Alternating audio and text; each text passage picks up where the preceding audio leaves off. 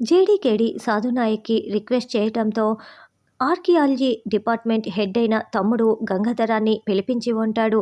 చూడండి, మనము తాయారు మీద ఉన్న కేసుని స్ట్రాంగ్ చేయటానికైనా, మా అమ్మ మీద ఉన్న కేసు గెలవాలన్నా, మీ అన్నయ్య గారి కుటుంబానికి న్యాయం జరిగేలా చేయాలన్నా మనకు మరికొన్ని సాక్ష్యాలు కావాలి అని జేడీ అడగటంతో, నాకు తెలిసిన విషయాలన్నీ నేను మీకు ముందే చెప్పేశాను కదా మేడం, ఇంకేం లేవు మేడం అని గంగాధరం చెప్తాడు.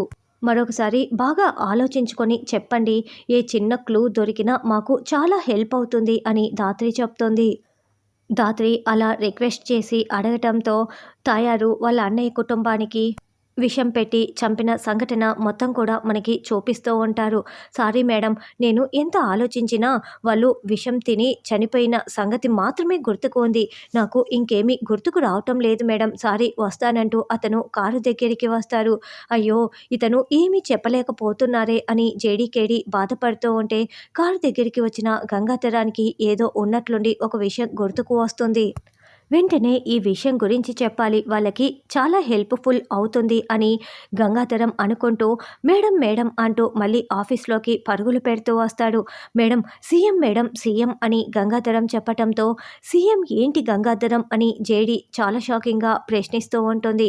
మరి సీఎంకి తాయారికి మధ్య ఉన్న సంబంధం ఏంటి?